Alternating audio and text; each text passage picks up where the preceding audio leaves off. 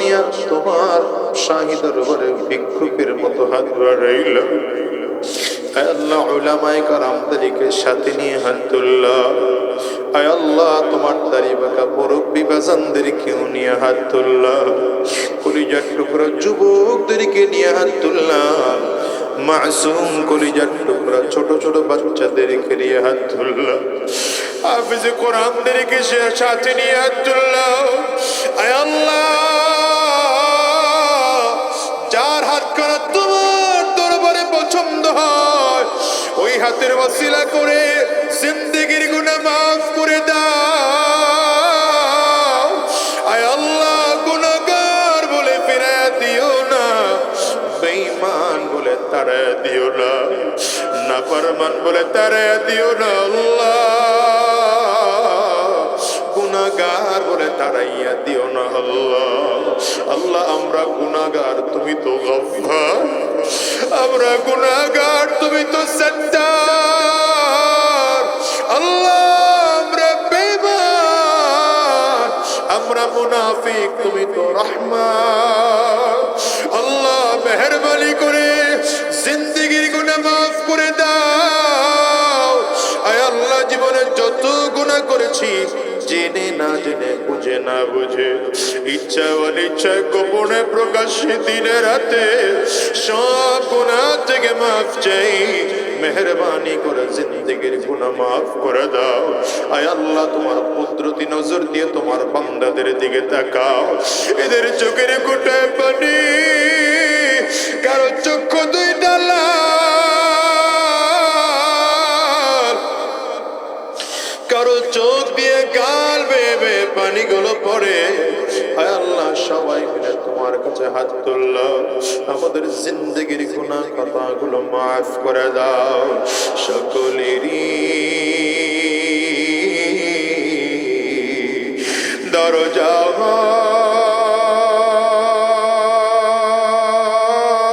হইতে আল্লাহ ফিরিয়া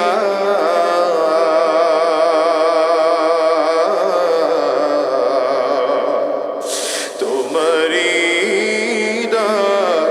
দরওয়াজায় রইলাম পুরিয়া। তুমি যদি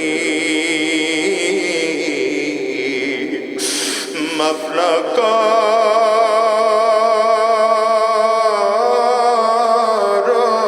তোমার বান্দারে, আল্লাহ, বলো তোমার বান্দা যাইবে কার দ্বারে।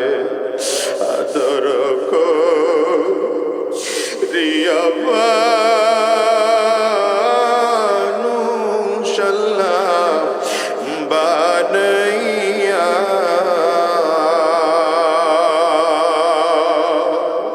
কেমনে দিবা জাহান্নামে ফালাইয়া। আল্লাহ, মেহেরবানি করে আমাদের গুনাহগুলো মাফ করে দাও। আমাদেরকে জান্নাতি বলে কবুল করে নাও। জাহান্নামীদের কাতার থেকে নামটা কাটায় দাও। ঈমানদার বলে কবুল করে নাও। আল্লাহ, আল্লাহ, তোমার বান্দা বলে কবুল করে নাও। আয় আল্লাহ, দিনদার বলে কবুল করে নাও। আয় আল্লাহ, তোমার রহমতের দরিয়ার মধ্যে আমাদেরকে ডুবায়া দাও। তোমার দয়ার সাগরের মধ্যে আমাদেরকে ডুবায়া দাও। আল্লাহ, আয় আল্লাহ, জিন্দেগির গুনাহ মাফ করো, আর বাকি জিন্দেগি যেন গুনাহ না করে সেই তৌফিক দাও।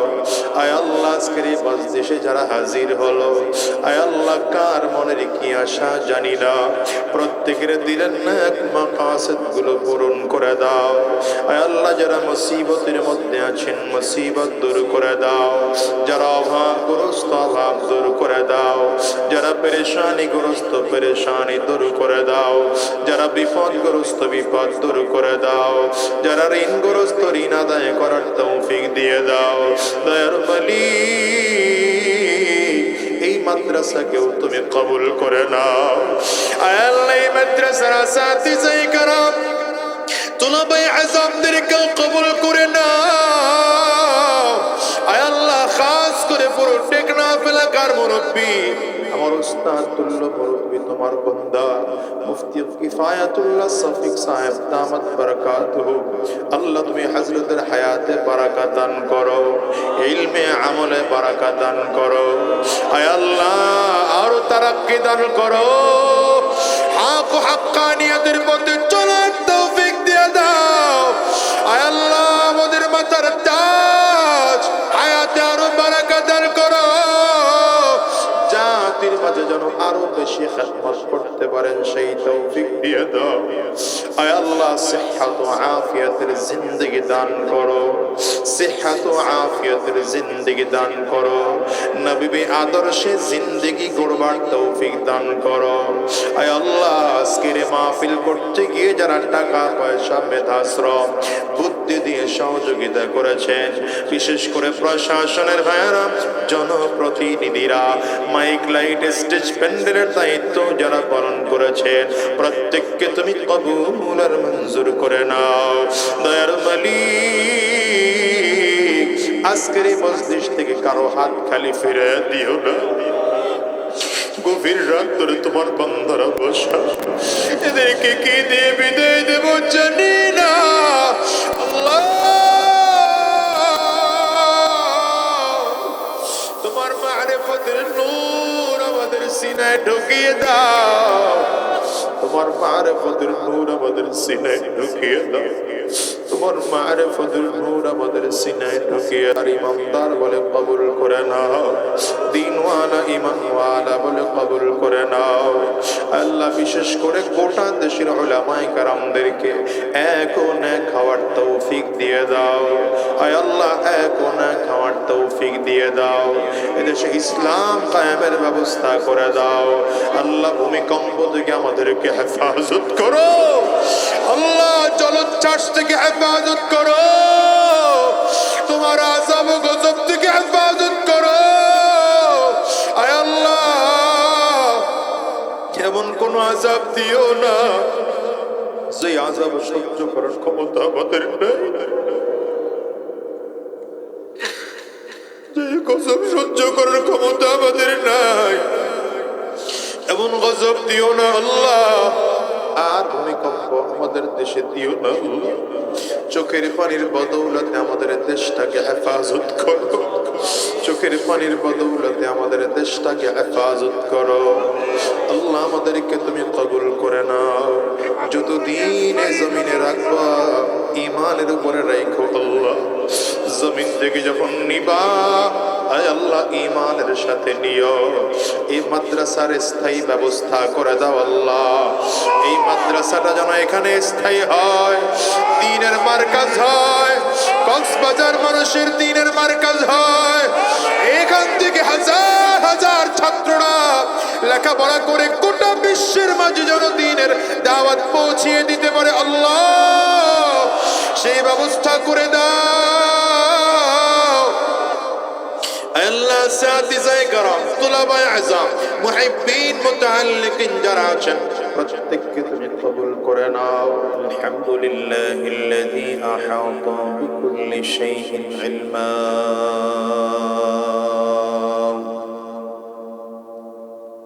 ওয়া কাযা বিমা ইউরিদু হিকমাতান ওয়া হুকমা।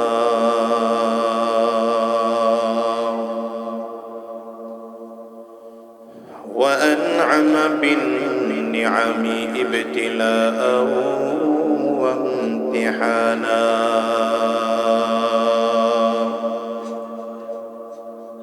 ونشهد أن لا إله إلا الله وحده لا شريك له. ونشهد أن محمدا عبده ورسوله. اللهم صل على محمد وعلى آله وصحبه وسلم تسليما كثيرا كثيرا. أما بعد فأعوذ بالله من الشيطان الرجيم. بسم الله الرحمن الرحيم. اقرأ باسم ربك الذي خلق الإنسان من علق. اقرأ وربك الأكرم الذي علم بالقلم علم الإنسان ما لم يعلم. صدق الله العظيم وصدق رسوله النبي الكريم، ونحن على ذلك من الشاهدين والشاكرين، والحمد لله رب العالمين.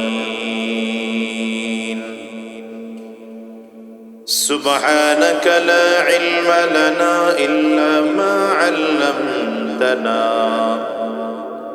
إنك أنت العليم الحكيم.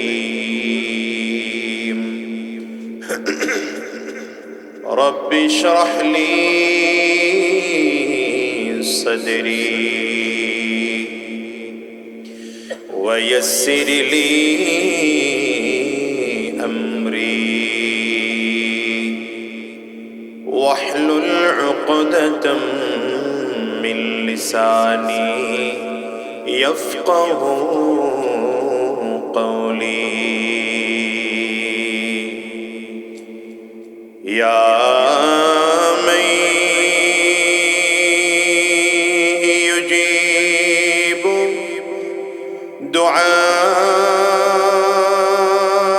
دعاء المضطر في الظلم،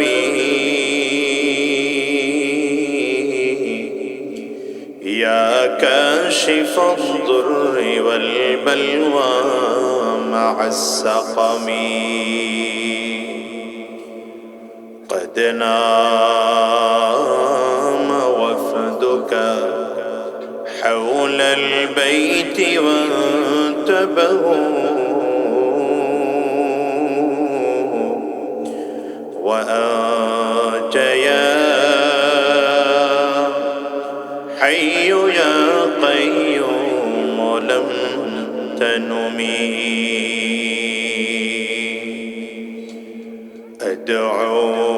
أدعوك ربي حزينا هائما قلقا، فارحم بكائي بحق البيت والحرم। কক্সবাজার পৌরসভার ঐতিহ্যবাহী দ্বীনি প্রতিষ্ঠান ইসলামী রিসার্চ সেন্টার কক্সবাজার উদ্যোগে আয়োজিত আজকের এই 22তম বার্ষিক মাহফিল। আজকের এই মাহফিলের মুহতারাম সম্মানিত সভাপতি, সম্মানিত প্রধান অতিথি, বিশেষ অতিথিবৃন্দ, সম্মুখপানে সমবেত দিন প্রিয়, ইসলাম প্রিয়, দিনদার, ইমানদার মুমিন মুসলমান মর্দে মুজাহিদ ভাইরা, মুরব্বী বাবা জিরা, যুবক বন্ধুরা, কচি কাঁচা মাসুম বাচ্চারা, পর্দার অন্তরালে অবস্থানরত সম্মানিত শ্রদ্ধা মা ও বোনেরা, আল্লাহ পাকের শুকর যে আল্লাহ তাআলা আপনাকে আমাকে অত্যন্ত দয়া করে, মায়া করে, মহাব্বত করে, ভালোবেসে আজকের এই কোরআনী মজলিসে, জান্নাতি বাগানে, ঈমানদারদের মজলিসে, আল্লাহ ওয়ালাদের মজলিসে, বিশেষ করে আল্লাহ পাকের জাকিরিন ও শাকিরিন বান্দাদের মজলিসে যে রব্বি করিম, মৌলাই করিম আপনাকে আমাকে আসার বসার তৌফিক দান করেছেন, সে মহান রব্বুল ইজ্জত ওয়াল জালালের দরবারে শুকর আদায় করি। আমরা সকলেই জবান খুলে আওয়াজ দিয়ে চিৎকার করে জোরে সরে বলি আলহামদুলিল্লাহ। বড়দের দোয়া পথ চলার জন্য অনেক বড় সহায়ক। আমি মাঝে মাঝে খুব একটা কথা বলি যে আল্লাহ তাআলা ইলম যতটুকু দিয়েছেন আর না দিয়েছেন, আল্লাহ তাআলা যতটুকু পথ চালাইতেছেন মনে হচ্ছে এটা মুরব্বীদের দোয়া, বাবা মায়ের দোয়া, এলাকার মানুষের দোয়া। কারণ মানুষের কাছে যদি দোয়া না থাকে তাহলে মানুষ চলতে পারে না। হাদিসে এসেছে আদ-দুআউ হুয়াল ইবাদা, অন্য হাদিসে এসেছে রাসূল বলেন আদ-দুআউ মুখুল ইবাদা, দোয়া অনেক বড় একটা আমল। হাদিস দ্বারা বোঝা যায় আদ-দুআউ হুয়াল ইবাদা, নবীজি বলেন দোয়া হচ্ছে একটি বড় ইবাদত। দ্বিতীয় হলো নবীজি বলেন আদ-দুআউ মুখুল ইবাদা, দোয়া হলো সকল ইবাদতের মগজ। এজন্য দেখবেন আমরা নামাজ শেষেও দোয়া করি, ইফতারের সময় দোয়া করি। আল্লাহ তাআলা সব জায়গায় দোয়া শিখিয়েছেন। সাহারি করার সময় দোয়া আছে, খানার সামনে আসছে দোয়া আছে, আছে না নাই? খানা খাচ্ছি দোয়া আছে, খানা শেষ করলাম দোয়া আছে, মসজিদে ঢুকতেছি দোয়া আছে, মসজিদ থেকে বের হলাম তো দোয়া আছে, আবার ইস ঘরে ঢুকলাম তো দোয়া আছে, ঘর থেকে বের হলাম তো দোয়া আছে, ইস্তেঞ্জায় ঢুকতে গিয়েও দোয়া আছে। এই দোয়াটা মানুষের জীবনে অনেক বড় একটা পুঁজি। রাসূলুল্লাহ সাল্লাল্লাহু আলাইহি ওয়াসাল্লাম বলেন মান লাম ইয়াসআলিল্লাহ ইয়াগদাব আলাইহি, নবীজি বলেন যে আল্লাহ পাকের কাছে চায় না আল্লাহ তার সাথে রাগ করেন। দুনিয়ার মানুষের অবস্থা হলো মানুষের কাছে চাইলে মানুষ রাগ হয়, না চাইলে মানুষ খুশি হয়। আর আল্লাহ পাকের নিজাম ও পদ্ধতি হলো আল্লাহর কাছে চাইলে আল্লাহ খুশি হন, না চাইলে আল্লাহ রাগ করেন। কইরে খালিদ ওমর এসেছে নতুন বদর, কইরে খালিদ ওমর এসেছে নতুন বদর, কইরে সেই দেখি বিজয়ী নবীন মুজাহিদ। এখনো কি গাইতে হবে ঘুম ভাঙানো গীত, এখনো কি গাইতে হবে ঘুম ভাঙানো গীত। বলে কইরে খালিদ কইরে ওমর, যারা পারে তারা বলতে হবে কইরে খালিদ কইরে ওমর এসেছে নতুন বদর, কইরে খালিদ কইরে ওমর এসেছে নতুন বদর, কইরে সেই দেখি বিজয় নবীন মুজাহিদ। এখনো কি গাইতে হবে ঘুম ভাঙানো গীত, এখনো কি গাইতে হবে ঘুম ভাঙানো গীত। ঠিক কিনা? মসজিদের ওই কোণে বসে তসবিহ নাই রে यार, তোর হাতে আজ মানায় শুধু ঝকমকে তলোয়ার। ঠিক কিনা? আজ করে বলো বলো। মসজিদের ওই কোণে বসে তসবিহ নাই রে यार, তোর হাতে আজ মানায় শুধু ঝকমকে তলোয়ার। ঘর ছেড়ে আজ বেরিয়ে আয় রে খালিদ, এখনো কি গাইতে হবে ঘুম ভাঙানো গীত, এখনো কি গাইতে হবে ঘুম ভাঙানো গীত। কইরে খালিদ কইরে ওমর, বলো কইরে খালিদ কইরে ওমর এসেছে নতুন বদর, কইরে সেই দেখি বিজয়ী নবীন মুজাহিদ। এখনো কি গাইতে হবে ঘুম ভাঙানো গীত, এখনো কি গাইতে হবে ঘুম ভাঙানো গীত।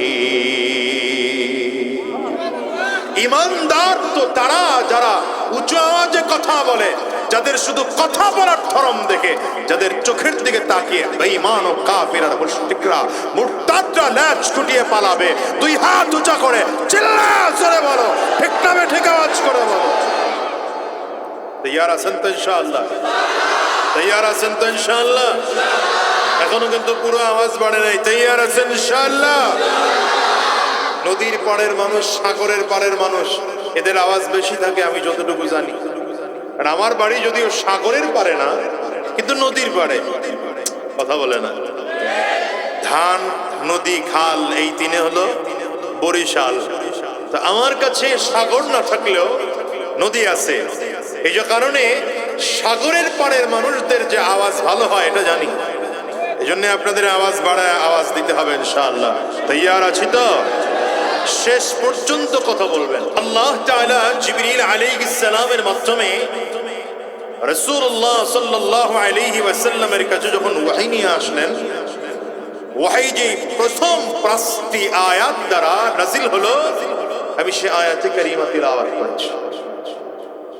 হযরত জিবরিল আমিন রাসূলুল্লাহ সাল্লাল্লাহু আলাইহি ওয়াসাল্লামের সামনে ওহীর একদম শুরুর কালে নিজস্ব আকৃতি নিয়ে নবীজির সামনে দাঁড়িয়েছেন। দাঁড়িয়ে প্রথম বলেছেন ইকরা। নবী আলাইহিস সালামকে লক্ষ্য করে জিবরিল আমিন কি বললেন? ইকরা। বলেন, আরবিটাই বলেন, বলেন কি বলেছেন? মানে পয়গম্বর আপনি পড়েন। খুব মনোযোগী না হলে আমার কথা বুঝবেন না।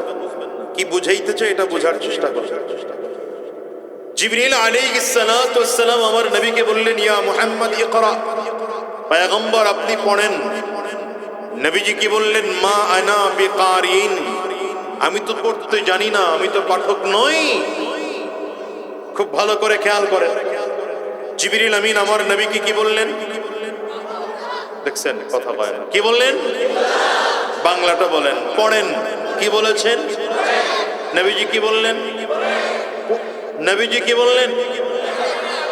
তালে উত্তর দিয়েন না, বুঝে উত্তর দিয়ে। নবীজি কি বললেন? পড়তে জানি না, পাঠক নই, আমি পড়তে জানি না। এখন জিবরিল কি করলেন এটা বোঝার বিষয়। জিবরিল আলাইহিস সালাতু ওয়াস সালাম কি করলেন? নবীজি নিজে বলছেন, ফাআখাযানি ফাগাত্তানি হাত্তা বালাগা মিন্নিল জুহুদ। জিবরিল আমাকে ধরলেন, সিনার সাথে সিনা মিলালেন, সিনা মিলিয়ে এত জোরে চাপ দিলেন, পয়গম্বর বলেন আমি ব্যথা পেয়েছি। ফাআরসালানি, জিবরিল আমাকে ছেড়ে দিলেন। আবার বললেন ইকরা। পয়গম্বর আবার বললেন মা আনা বিকারিন, আমি পড়তে জানি না। জিবরিল আলাইহিস সালাতু ওয়াস সালাম আবার পয়গম্বর আরবিকে ধরলেন। ফাগাত্তানি সানিয়া, নবীজি বলেন দ্বিতীয়বার আবারও আমাকে চাপ দিলেন, আবারও ছেড়ে দিলেন, আবারও বললেন ইকরা। নবীজি আবারও বললেন আমি পড়তে জানি না। জিবরিল আমিন আমার নবীকে আবারও ধরলেন, আবারও চাপ দিলেন, আবারও ছেড়ে দিলেন। ছেড়ে দিয়ে বললেন পয়গম্বর ইকরা বিসমি রাব্বিকাল্লাযী খালাক। ওই প্রভুর নামে পড়েন যে প্রভু আপনাকে সৃষ্টি করেছেন। পয়গম্বর গড়গড় করে পড়া শুরু করেছেন, ইকরা বিসমি রাব্বিকাল্লাযী খালাক। পড়েন ইকরা বিসমি রাব্বিকাল্লাযী খালাক, খালাকাল الإنسان من علق اقرأ وربك الأكرم الذي علم بالقلم علم الإنسان ما لم يعلم جل الله أكبر। প্রথম কথা এখান থেকে জিবরিল আমিন আমার নবীকে বললেন পড়েন। পয়গম্বর বললেন পড়তে জানি না। তাইলে উচিত ছিল জিবরিলের আমার নবীকে শিখিয়ে দেওয়া। জিবরিল আমিন আমার নবীকে শিখিয়ে দিলেন না। শিখিয়ে না দিলে সিনার সাথে সিনা মিলে চাপ লাগাইলেন। আবারও বললেন পড়েন। নবীজি আবারও বললেন পড়তে জানি না। কি বুঝাইতে চাইলেন জিবরিল আলাইহিস সালাম? আল্লাহ তাআলা কি বুঝাইতে চাইলেন? জিবরিল আলাইহিস সালাম আমার নবীর সিনার সাথে সিনা মিলাইয়া কিয়ামত পর্যন্ত মানুষকে বুঝাইতে চাইলেন দুনিয়ার যত শিক্ষা আছে এই শিক্ষাগুলো হয়তো বই পড়ে পড়ে পড়ে পড়ে শিক্ষা যায়। দুনিয়ার যত শিক্ষা আছে এগুলো চাইলে ইন্টারনেট টিপে টিপে শিক্ষা অর্জন করা যায়। দুনিয়ার যত শিক্ষা আছে চাইলে ফেসবুক চালায় চালায় শিক্ষা অর্জন করা যায়, চাইলে গুগলে সার্চ দিয়া দিয়া শিক্ষা অর্জন করা যায়।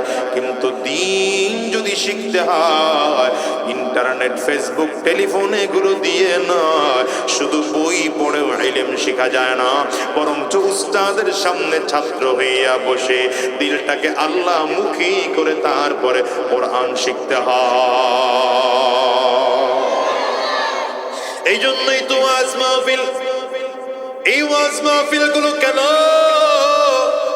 ওয়াজ মাহফিলের মূল কারণ হলো, ওয়াজ মাহফিল গুলোর মূল কারণ হলো এখানে বসে বসে মানুষগুলো আলেমদের সামনে দিলটাকে আল্লাহ মুখী করে বয়ান শুনবে। ঠিক কিনা? আওয়াজ করে জোরে বলে।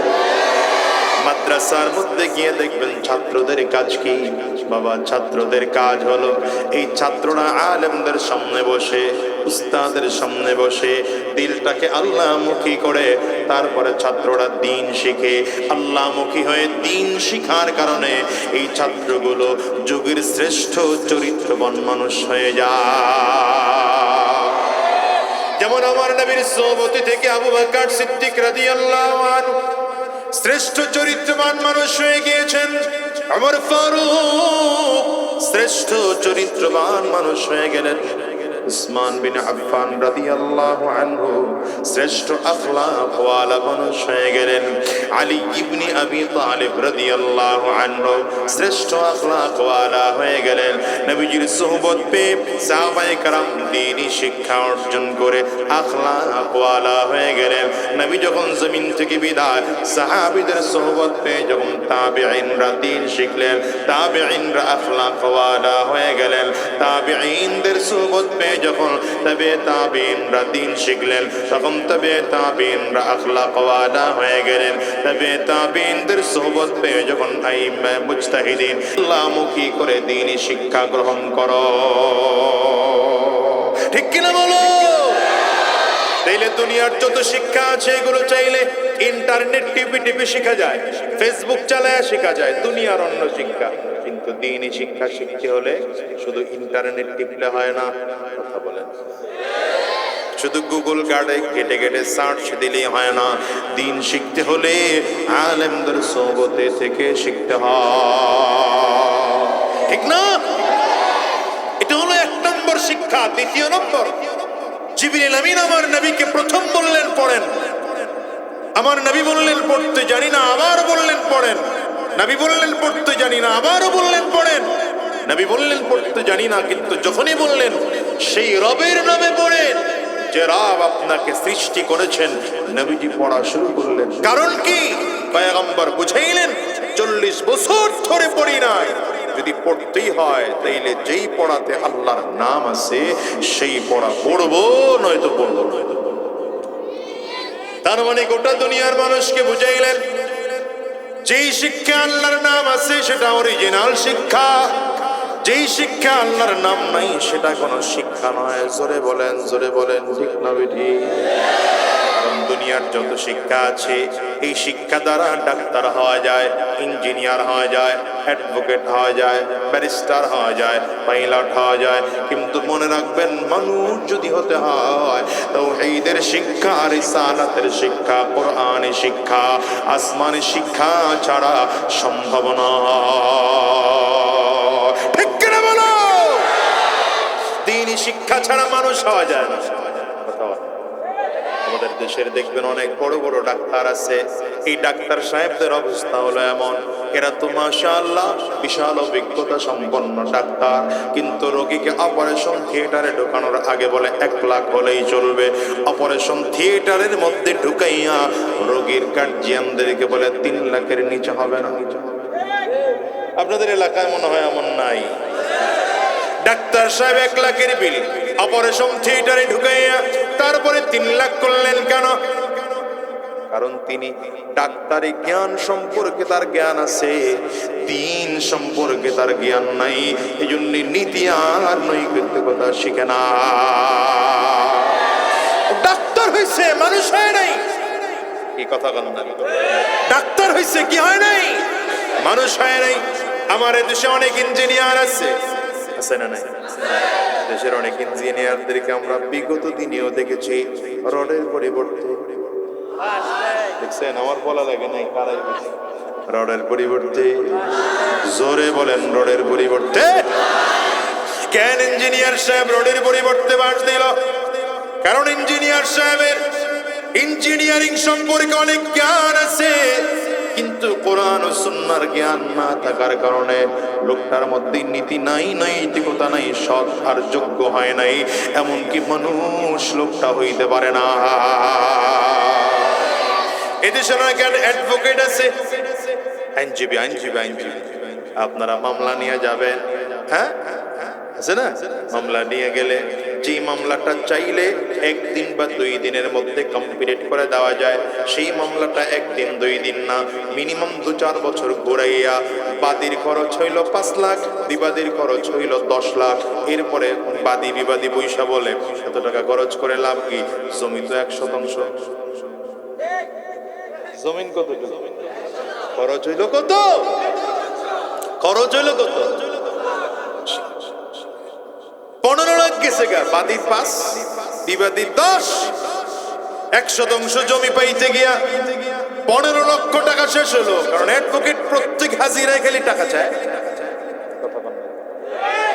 বাদী আর বিবাদী মিলে মিলে কয় দরকার নেই মামলার, আমরাই ঠিক হয়ে যাই। এই অ্যাডভোকেটে কাজটা করলো কেন? করার কারণ হলো তার মধ্যে আইন সম্পর্কে জ্ঞান আছে, কিন্তু কোরআন ও সুন্নাহর জ্ঞান না থাকার কারণে মানুষ হয় না। আর রহমান আল্লামাল কুরআন খালাকাল ইনসান আল্লামাহুল বায়ান। আল্লাহু আকবার জোরে বলেন। এজন্য আল্লাহ তাআলা দুনিয়ার মানুষকে জানায় দেন, এই দুনিয়ার মানুষেরা শোনো, আমি আল্লাহ বড় দয়াবান। আমি আল্লাহ তাআলা আগে তোমারে কি শিখাইলাম জানো? আল্লামাল কুরআন, আগে তোমারে কোরআন শিখাইলাম, এরপরে খালাকাল ইনসান, তোমারে মানুষ বানাইলাম। তার মানে বলেন তো, মানুষের জন্ম আগে না শিক্ষা আগে? মানুষের জন্ম আগে, শিক্ষা কিন্তু পরে। তবে রব কোরআন শিখার কথা আগে কেন বললেন? বলার কারণ হলো বান্দা, কোরআন যদি না শিখো, মানুষের ঘরে জন্মগ্রহণ করার পরেও মানুষ হতে পারবে না। কারণ যেই মানুষটা মানুষের ঘরে জন্মগ্রহণ করেছে, বাবা মানুষ, মা মানুষ, বাবার ঔরস থেকে জন্মগ্রহণ করেছে, মায়ের গর্ভের থেকে জন্ম গ্রহণ করেছে, কিন্তু সেই মানুষটা যদি কোরআন না শিখে, এই মানুষটার আখলাকটা ভালো হবে না। আর তাদের ব্যাপারে বলেন, উলাইকা কাল আনআম বাল হুম আযাল উলাইকা হুমুল গাফিলুন।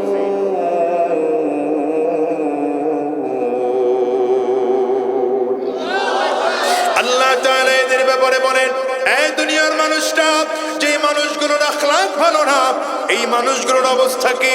এই মানুষগুলো চতুষ্পয় জন্তুর থেকেও খারাপ। ভেড়া, গাধা, শিয়াল, শুয়োর, কুকুরের চেয়েও খারাপ।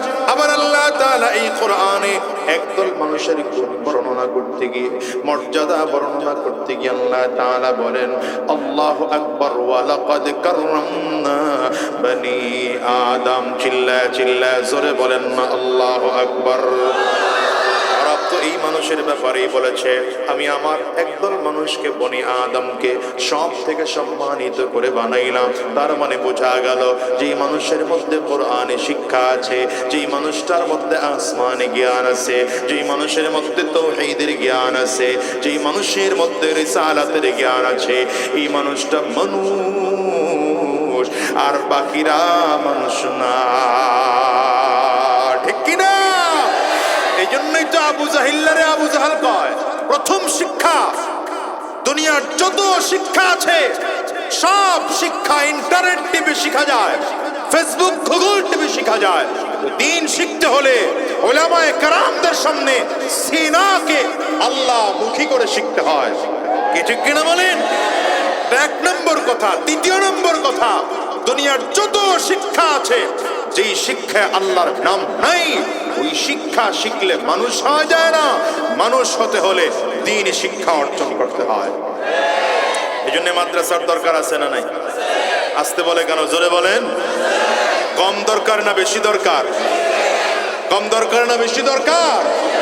পুরো জেলাতে একটা, থানায় একটা দরকার না, প্রত্যেকটা মহল্লায় মহল্লায় একটা একটা দরকার। প্রত্যেকটা মহল্লায় দরকার। ঠিক কিনা বলেন?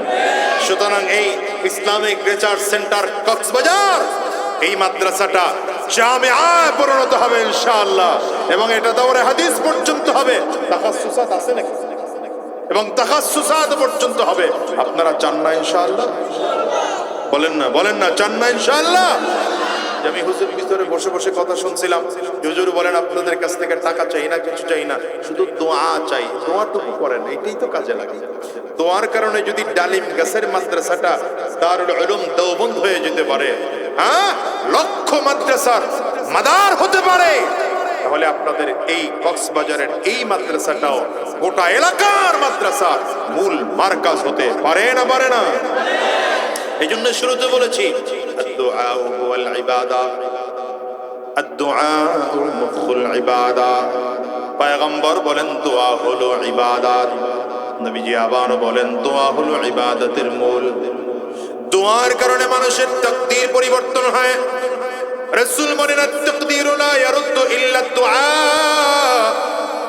তাকদীর পরিবর্তন করতে হলে দোয়া ছাড়া দ্বিতীয় কিছু দিয়ে পারে না।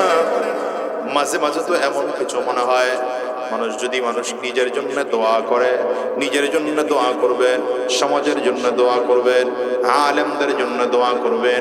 কারণ দোয়া করলে যার জন্য দোয়া করলেন তারও লাভ, যিনি দোয়া করলেন তার নিজেরও লাভ। তবে দোয়ার মধ্যে সব থেকে উত্তম দোয়া, কয়েকজন মানুষের দোয়া এমন আছে যাদের দোয়া আল্লাহ পাকের কাছে পর্দা ছাড়া কবুল হয়। যেমন রাসূলুল্লাহ সাল্লাল্লাহু আলাইহি ওয়াসাল্লাম বলেন সালাসু দাওয়াতিন মুস্তাজাবাত, তিন ব্যক্তির দোয়া এমন আছে যেই দোয়া আল্লাহ তাআলা কোনোদিন ফেরত দেন না, যাদের দোয়া আল্লাহ পাকের কাছে কবুল হয়ে যায়। যারা দোয়া এমন দোয়া করে, দোয়া করলে আল্লাহর কাছে কবুল হয়ে যায়। এর মধ্যে একটা দাওয়াতুল ওয়ালিদি লিল ওয়ালাদ, সন্তানের জন্য যদি মা আর বাবা দোয়া করে তো আল্লাহ পাকের কাছে পর্দা ছাড়া কবুল হয়। যেমন ইমাম বুখারী রাহমাতুল্লাহি আলাইহির মা ইমাম বুখারীর জন্য দোয়া করেছেন। ইমাম বুখারী রাহমাতুল্লাহি আলাইহি যিনি সহিহ আল বুখারী লিখেছেন, এই ইমাম বুখারী ছোটবেলায় একবার অন্ধ হয়ে গেলেন, চোখে দেখতে পান না। মা চোখের পানি ফেলে ফেলে কান্না শুরু করেছেন আর আল্লাহ পাকের কাছে ডেকে বলতে আরম্ভ করেছেন, আয় আল্লাহ, আমার মন খুব চাইছিল আমার সন্তানটাকে যুগের শ্রেষ্ঠ ওয়ালি বানাবো, মুহাদ্দিস বানাবো, আলেম বানাবো, কিন্তু আমার সন্তান চোখে দেখতে পায় না, কেমন করে বানাবো? আমার সন্তান দ্বীনের পথে কেমনে চালাবো? আমার সন্তান তো চোখে দেখতে পায় না। এক রাত কান্না করেছেন কিন্তু চোখ দিয়া দেখতে পায় না ইমাম বুখারী। দ্বিতীয় রাতে আবার কান্না শুরু করলেন, দেখতে পায় না ইমাম বুখারী। তৃতীয় রাতে আল্লাহর কাছে মা হাত তুলে কাঁদতে আরম্ভ করেছেন, আয় আল্লাহ, কেমন করে তুমি আমার সন্তানের জন্য আমার দোয়া কবুল করো না? তুমি তো বলেছো, তোমার নবী তো বলেছে, সন্তানের জন্য যদি মা আর বাবা দোয়া করে তাইলে তোমার কাছে নাকি পর্দা ছাড়া কবুল হয়ে যায়। আমার দিলের বড় তামান্না, আমার সন্তানটা যুগের সব থেকে বড় মুহাদ্দিস হবে। আমার তামান্না আমার মুহাম্মদ ইবনে ইসমাঈল যুগের সব থেকে বড় আলেম হবে। আল্লাহ আমার দোয়া কবুল করে নাও। মায়ের চোখ দিয়ে যখন গাল বেয়ে বেয়ে বেয়ে বেয়ে টপ টপ টপ টপ করে পানি পড়ে, ইমাম বুখারী রাহমাতুল্লাহি আলাইহি বাচ্চা মানুষ, হঠাৎ করে তার ঘুম ভেঙে গেল। দৌড়ায় এসে মায়ের সামনে দাঁড়ায় ডেকে বললেন, মাগো, আমার কাছে মনে হয় আমি আগের দেখে এখন চোখে আরো ভালো দেখি। দোয়া এমন একটা পাওয়ারফুল আমল, মায়ের দোয়া যদি নিতে পারো কপাল খুলে যাবে। এই ব্যবসায়ী ভাই যারা এখানে আসো তাদেরকে বলবো, ব্যবসায় লাভ করতে চাও মায়ের দোয়া নাও, চাকরিতে শান্তি করতে চাও মায়ের দোয়া নাও। আমি আমার সন্তানদেরকে বলে যাব, কলিজার টুকরা ভাইদেরকে বলে যাব, মুরব্বী বাজানদেরকেও বলে যাব, যাদের ঘরে মা আছে, যাদের ঘরে বাবা আছে, ইনকামে যদি বরকত পাইতে চাও, আমি প্রায় বলি আজকেও কথাটা বলে যাই, ইনকামে বরকত পাইতে চাইলে মাস শেষে যখন বেতন পাইলা অথবা লাভের টাকা যখন তোমার হাতে চলে আসলো, ভাগ যখন করবা, ভাগটা করার সময় সর্বপ্রথম একটা ছোট্ট ভাগ রাখবা। মনে করো 10,000 টাকা ইনকাম আছে, তাইলে অন্তত 200 টাকা হলেও একটা ভাগ আলাদা করে রাখবা। বলে এই টাকাটা অন্য কোথাও খরচ করব না, এই টাকাটা মসজিদ মাদ্রাসায় দান করব, দ্বীনি কাজে দান করব, ইসলামের জন্য খরচ করব। এটা হবে প্রথম ভাগ। দ্বিতীয় আরেকটা ভাগ থাকবে বেশি নাও কম হলেও ভাগ থাকবে। 10,000 টাকা ইনকাম করো বাবা, 500 টাকার নোট একটা আলাদা করে রেখে দিবা। বলে মাস শেষে যখন বাসায় যাব, এটা আমি আমার কলিজার টুকরা মায়ের হাতে দেব, এটা আমি আমার বাবার হাতে দেব। এরপরে তুমি তোমার অন্যান্য সব ভাগগুলো করো। এটা সন্তানের স্কুলের, এটা কলিজার টুকরা মেয়ের স্কুলের, এটা আমার ঘরের ভাড়া, এটা বাজারের জন্য, এমন করে করে আলাদা পাঠ পড়ে করো। কিন্তু প্রথম পাঠ যদি তুমি এমন করতে পারো দিনের জন্য, দ্বিতীয় পাঠ যদি এমন রাখতে পারো মা আর বাবার জন্য, আল্লাহর কসম করে বলি ইনকামে বরকত দিবেন কে? আমগুলো চাকুরা বলতে পারলেন আর জোরে বলেন কে? চিল্লায়া বলো কে? কিন্তু আমাদের কপাল বড় খারাপ, এদেশের যুবক এখন আর মায়ের কাছে যায় না, বাবার আদর করতে চায় না, বাবার সাক্ষাৎ করতে চায় না, বাবার খেদমত করতে চায় না। অথচ কি তোমার মনে পড়ে না কত মা তোমার আমার জন্য কত কষ্ট করেছে? আছে না নাই? চিল্লায় জোরে বলে।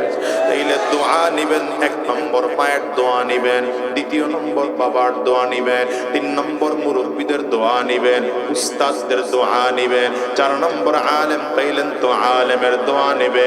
নিজের থেকে একদিনের মুরব্বী যারা, মাথাটা তার সামনে একটু আগায় দিয়ে বলবেন, মাথাটার মধ্যে একটু ফুল লাগায় দেন, আমার জন্য দোয়া কইরেন। সাহাবায়ে কেরাম একজন আর একজনের দিকে তাকায় দোয়া করতে, সুযোগ পাইলে দোয়া করতে। হ্যাঁ, সাদ ইবনে আবি ওয়াক্কাস রাদিয়াল্লাহু আনহু উহুদের যুদ্ধে রওনা করেছে। সাদ ইবনে আবি ওয়াক্কাস কে? যিনি নবীজির আশারায়ে মুবাশশারা প্রসিদ্ধ 10 সাহাবীদের জান্নাতে যাদেরকে সার্টিফিকেট দিয়েছেন, এর মধ্যে একজন সাদ ইবনে আবি ওয়াক্কাস রাদিয়াল্লাহু আনহু উহুদের ময়দানে রওনা করেছেন। আর তার পাশাপাশি হাঁটতে শুরু করেছেন আব্দুল্লাহ ইবনে জাহাশ রাদিয়াল্লাহু আনহু। হঠাৎ করে আব্দুল্লাহ ইবনে জাহাশের হাতটা ধরে ডেকে বলে, ভাই রে, একটা কথা বলবো, শুনবা নাকি? বলে, কি কথা? আমরা দুজন যুদ্ধের ময়দানে রওনা করলাম, আমরা দুজনই মুজাহিদ। আল্লাহর দরবারে মুজাহিদ যদি কোনো দোয়া করে, আল্লাহর কাছে পর্দা ছাড়া কবুল হয়ে যায়। মুজাহিদরা দোয়া করলে বলেন না, আওয়াজ করে বলেন না, আমি এনার্জি পাই না আপনাদের মধ্যে। মুজাহিদরা দোয়া করলে আল্লাহর কাছে পর্দা ছাড়া কবুল হয়ে যায়, পর্দা ছাড়া কবুল হয়ে যায়। কেমনে পর্দা ছাড়া কবুল হয়? তাইলে তো আর একটা আবার কথা মনে পড়ে গেছে, এটা বলা লাগবে, নাইলে বুঝবেন না। আদ-দুআ নামে একটা কিতাব আছে, আদ-দুআ। এই কিতাবের মধ্যে ঘটনা আসছে, হযরত ওমর ফারুক রাদিয়াল্লাহু আনহুর সামনে এক বাবা আর ছেলে 2 জন গিয়ে হাজির হয়েছে। যেমন আপনারা মাহফিলে আসছেন না, ছেলেদের সাথে করে নিয়ে, দেখি কয়জন বাবা তার ছেলেদের সাথে করে নিয়ে আসছেন? হাত তুলেন দেখি। মাশাআল্লাহ, কয়জন? এই 3 জন, 4 জন বাবা, 5 জন, মাশাআল্লাহ 6 জন। তুলেন না দেখি না, কয়জন বাবা তার ছেলেরে নিয়ে আজকের মাহফিলে আসছে? মাশাআল্লাহ, মাশাআল্লাহ, এটা খুব ভালো কাজ। বাচ্চা হোক, 5 বছর, 6 বছর, 10 বছরের ছোট বাচ্চা নিয়ে আসেন না মাহফিলে। ও আস্তে আস্তেই তো শিখবে। এই বাচ্চাদেরকে মাঝে মাঝে নিয়ে মসজিদে যাবেন, নামাজেও যাবেন। আমাদের দেশের বাপ তো ছেলে করে নষ্ট বানায়, ছেলের ঘুম পাড়ায় রাইখা বাপে তারপরে একা একা মসজিদে যায়। আছে না নাই? জোরে বলে। ছোট্ট সাহাবী, মাত্র 7 বছরের বাচ্চা আব্দুল্লাহ ইবনে আব্বাস রাদিয়াল্লাহু আনহু, ওহ, ইলম শিখার কি এক দরদ! আল্লাহু আকবার, চিৎকার করে জোরে বলেন আল্লাহু আকবার। আব্দুল্লাহ ইবনে জাহাশ এবং সাদ ইবনে আবি ওয়াক্কাসকে কোন জায়গায় রাখলাম এটা মনে রাখেন। আবার একটু ওখানে যাই। কষ্ট হইতেছে? কারণ আমি শুরু তো করছি ইলম দিয়া, এজন্য ওই দিকটা একটু ফিনিশিং না দিলে এদিকে ঢুকতে পারতেছি না।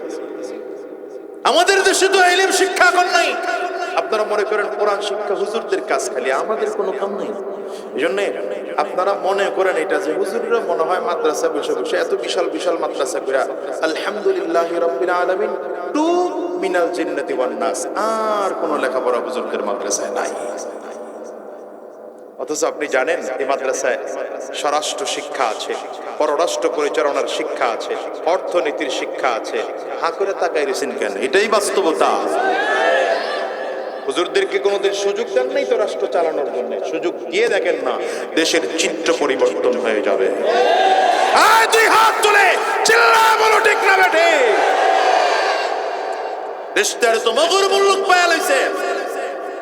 দেশটারে এদেশের মানুষরা, ক্ষমতাশীল রাজনীতিবিদরা মগর মুল্লুক পায়া লইছে। দেখেন না 17 বছর পর্যন্ত খালি যা পাইছে তা খাওয়া শুরু করছে। খাইতে খাইতে খাইতে খাইতে 2800 কোটি টাকা খাইছে। 2800 কোটি টাকা। কি মনে করছে? আল্লাহ জাতিকে হেফাজত করুন। জোরে বলেন হ্যাঁ, চিল্লায় আরো জোরে বলেন। রাষ্ট্র চালানো শিখতে চাও, আমার নবীর কাছ থেকে শিখো। অর্থনীতি শিখতে চাও, নবীর কাছ থেকে শিখো। এই মিয়া, শিক্ষানীতি শিখতে চাও, নবীর কাছ থেকে শিখো। আমার নবী এমন গোটা জাতিকে মাত্র 10-11 বছরে শিখিয়েছেন। মদিনায় রাষ্ট্র ইসলাম কায়েম করে নবীজি শিখিয়েছেন। দেখেন কত চমৎকার ছিল। আমার নবী রাষ্ট্র পরিচালনা করেছেন কত 10 থেকে 11 বছর। নবীজি ইন্তেকালের পরে আবু বকর সিদ্দিক ধরে নেন 2 বছর। 10 আর 11 2 কত হলো? 12। হযরত ওমর রাদিয়াল্লাহু আনহু রাষ্ট্র পরিচালনা করেছেন টোটাল 10 বছর। একটু বাড়ানো না বললাম আর, তাইলে কত হলো এখানে? 10 আর 22 হলো টোটাল। হযরত ওমর রাদিয়াল্লাহু আনহুর শাসনামলের মাঝামাঝি, তার মানে আরো 5 মাইনাস করেন, অর্থাৎ 17 থেকে 18টা বছর মাত্র ইসলামিক পদ্ধতি অনুযায়ী, নবীজির সুন্নাহ অনুযায়ী গভর্নমেন্ট অফ মদিনা চলেছে।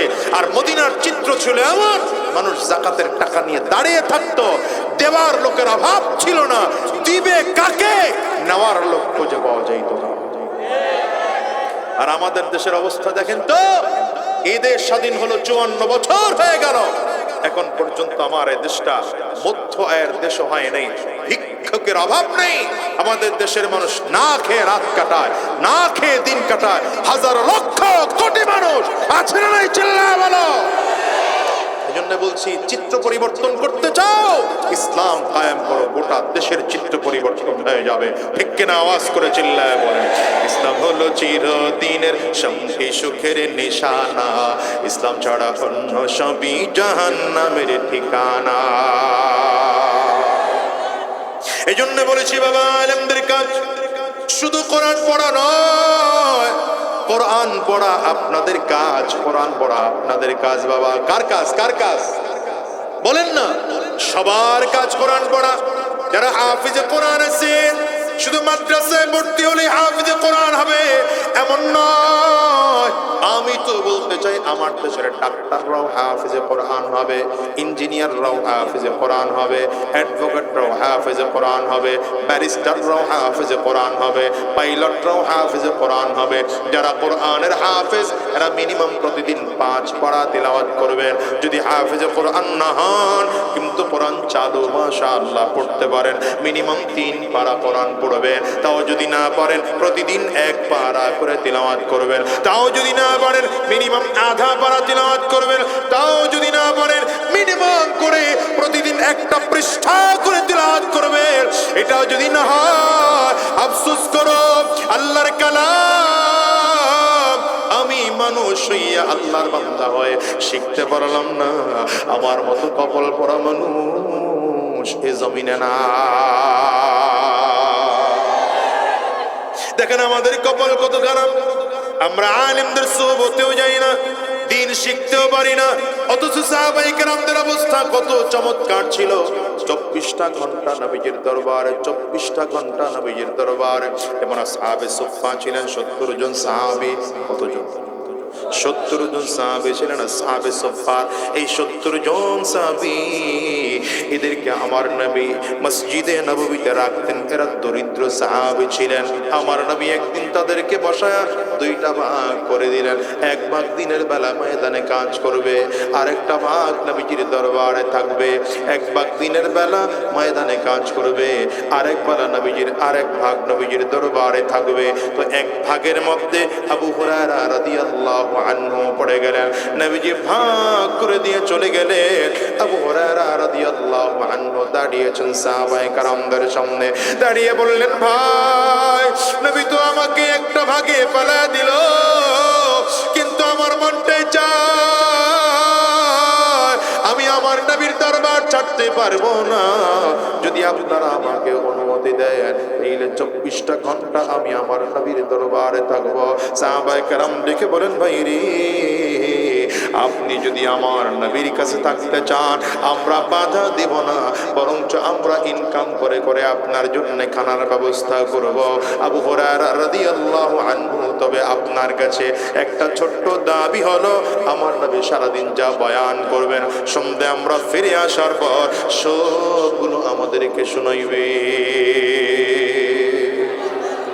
এই জন্য আবু হুরায়রা খেয়ে হলেও নবীর দরবারে থাকতেন, না খেয়ে হলেও আমার নবীর দরবারে পড়ে থাকতেন। একদিনকার কথা বলে যাই মুসলমান, আবু হুরায়রা রাদিয়াল্লাহু আনহু, মনোযোগ আছে তো? ঘুমায় পড়েন নাই তো কেউ? আবু হুরায়রা রাদিয়াল্লাহু আনহুর একদিনকার ঘটনা, রাত গভীর। আবু হুরায়রা রাদিয়াল্লাহু আনহু বলেন, রাতের বেলায় আমি কিছু খাইতে পাই নাই, প্রচন্ড ক্ষুধার্ত আমি। দিনের বেলা হয়ে গেল, ফজরের নামাজের পরে এসে মসজিদে নববীতে আমার নবী বয়ান শুরু করলেন। নবীজির জবানে বয়ানগুলো এত মনোযোগী হয়ে শুনলাম, একটা অক্ষর যেন ভুলে না যায়, একটা জির জবর পেশ নুকতার যেন পরিবর্তন না হয়। আমার নবী যেমন বলেছে আমি তেমন করে মনে রাখার চেষ্টা করেছি। আবু হুরায়রা বলেন, পয়গম্বর বয়ান করে চলে গেলেন, আমি পুরো বয়ানটা আমার একজন সাহাবী ভাইকে শোনাইলাম। মনে মনে চিন্তা করলাম, যদি ভুলে যাই তো আবার আরেকজনকে শোনাইলাম। আবার চিন্তা করলেন, যদি ভুলে যাই তো আবার আরেকজন সাহাবীকে শোনাইলাম। চিন্তা করলাম, যদি ভুলে যাই তো আরেকজনকে শোনাইলাম। আবু হুরায়রা বলেন, এমন করে করে প্রত্যেককে শোনাইতে শোনাইতে জোহরের আযান দিয়ে দিল। রাতের বেলায় না খাওয়া, সকাল থেকে জোহর পর্যন্ত না খাওয়া, পেটে প্রচন্ড ক্ষুধা। আবু হুরায়রা বলেন, এত ক্ষুধার কারণে পেটে এত সমস্যা। আমি দিনের বেলায় যখন যোহরের নামাজ পড়ার জন্য দাঁড়াইলাম, নামাজের খুশুতে আমার পরিপূর্ণ মনোযোগ বসতেছে না। নামাজ শেষ করে মসজিদে নববীর বারান্দায় দাঁড়াইলাম, দেখি আমার কোনো সাহাবী ভাইয়ের সাথে দেখা হয় কিনা, তাইলে তার বাসায় গিয়ে একটু খানার ব্যবস্থা হয় কিনা। কারণ মসজিদে নববীতে অন্যান্য দিনে খানা পাক হয়, আজকের দিনে মসজিদে নববীতে খানা পর্যন্ত পাক হলো না। আবু হুরায়রা বলেন, আমার সামনে প্রথম এসে দাঁড়ালেন হযরত ওমর ফারুক। আমি আমার ভাই আমার ফারুককে কোরআনের একটা আয়াত সম্পর্কে জিজ্ঞাসা করলাম, এমন আয়াত যে আয়াত সম্পর্কে আমি আগে থেকেই জানি। তারপরেও জিজ্ঞাসা করলাম কেন? জিজ্ঞাসা করার কারণ হলো, আমার ভাই আমার চেহারার দিকে তাকিয়ে যদি জবাব দেন, তাইলে বুঝবেন আমি ক্ষুধার্ত, আমাকে বাসায় নিয়ে যাবেন একটু মেহমানদারি করানোর জন্য। কিন্তু আবু বকর, কিন্তু হযরত ওমর ফারুক রাদিয়াল্লাহু আনহু আমার নিয়ে বাসায় গেলেন না। আমি বুঝলাম আমার ভাইয়ের ঘরে আমাকে মেহমানদারি করানোর মতো পর্যাপ্ত পরিমাণ খানা নাই। একটু পরে আসলেন আবু বকর, ওই আয়াত আবার তাকেও জিজ্ঞাসা করলাম। তিনি আমার দিকে তাকা চমৎকার উত্তর দিয়া মাথা নিচু করে চারা মলিন করে চলে গেলেন। বুঝলাম আমার ভাই আবু বকরের ঘরেও আমাকে মেহমানদারি করানোর মতো পর্যাপ্ত পরিমাণ খানা তার ঘরেও নাই। একটু পরে রাহমাতুল লিল আলামিন সামনে আসছে, আমি নবীকে সালাম দেব, এর আগে পয়গম্বর আমাকে সালাম দিলেন। শুধু সালাম দিলেন না, ফাআখাযা বিয়াদি, হুজুর এসে আমার হাত ধরলেন। হাত ধরে ডেকে বললেন, আবু হুরায়রা চলো না, আজকে তুমি আমার বাড়ির মেহমান। হযরত আবু হুরায়রা রাদিয়াল্লাহু আনহু বলেন, লোকটি ঘুমায়,